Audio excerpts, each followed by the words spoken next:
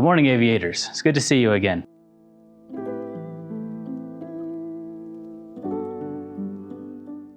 Today I want to share with you one of my favorite personal quotes from one of my personal heroes, Bruce Lee. Some of you guys may know who Bruce Lee is, back from being like the 1960s martial arts famous actor. He's often quoted saying, "Don't speak negatively about yourself even as a joke. Your body doesn't even know the difference. Words are energy and cast spells. That's why it's called spelling. Change the way you speak about yourself and you can change your life. What you're not changing, you're also choosing." What kind of words are you using around yourself and others?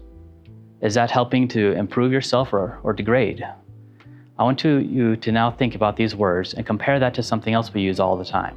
And that's going to be the element of fire. Fire is a wonderful tool that we have learned to use as mankind has progressed throughout the years. However, we need to make sure it's in a controlled area.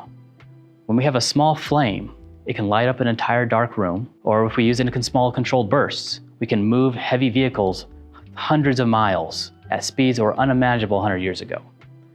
But if you take that same element and you let it go freely, it becomes a destructive force. I know this is really touchy because what's happening currently in our world. But that one flame went from being able to light up a room, provide heat in a home, or move a vehicle, has now become a destructive force that can destroy acres of land, destroy homes, and demolish lives. So when I was thinking about this advent message I want to share with you, I decided to try an experiment. What I did was I started to try a couple different things every week.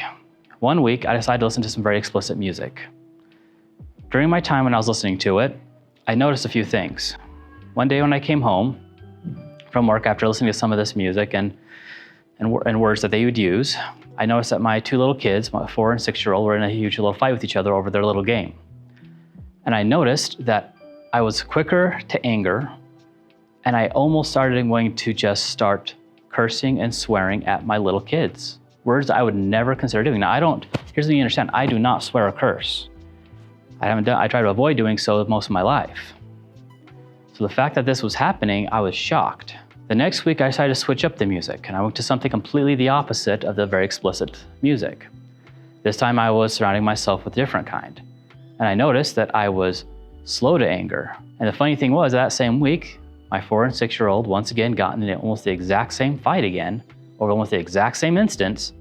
But this time, instead of me wanting to curse, I found I had more clarity of thought, and I knew how to help them work their way through this difficulty. So if you want to make that change in your life, try this experiment. Pick a word you use that you feel like you use too frequently or that you want to change, and track how often you use it. Try to replace it with a different word. Choosing the words that we listen to or carefully use can have a major effect on ourselves and those around us. We need to start looking at ourselves and thinking, are we burning ourselves out by the constant inundation of explicit language?